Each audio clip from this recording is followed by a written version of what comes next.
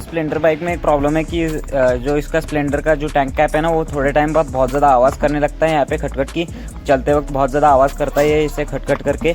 तो इसे ठीक करने का मैं आपको एक ट्रिक बताता हूँ। सबसे पहले आपको क्या करना है, बस अपनी बाइक का जो फ्यूल टैंक का कैप है उसे खोलना है कुछ इस तरीके से, ठीक है। और इसे खोलने के बाद यहाँ पे अगर आप देखोगे तो यहाँ पे 2 पट्टियाँ होती है जो कि दब जाती है। कई बार क्या होता है कि हम एकदम से ऐसे ज़ोर से दबा देते हैं अपने फ्यूल कैप को, और वो ज़ोर से दबाने के कारण यहाँ पे ये 2 जो पट्टियाँ होती है वो अंदर चली जाती है। तो इसको बस आपको एक स्क्रू ड्राइवर से ऐसे उठाना है, ठीक है। ऐसे दोनों को थोड़ा थोड़ा सा उठाना है और आपकी जो प्रॉब्लम है वो सॉल्व हो जाएगी, ठीक है। ये दब जाने के कारण ही आपका जो फ्यूल टैंक का कैप है वो बहुत ज़्यादा आवाज़ करता है, तो आपकी प्रॉब्लम सॉल्व हो जाएगी। अगर ये वीडियो अच्छी लगी तो ज़रूर चैनल को सब्सक्राइब कर दो।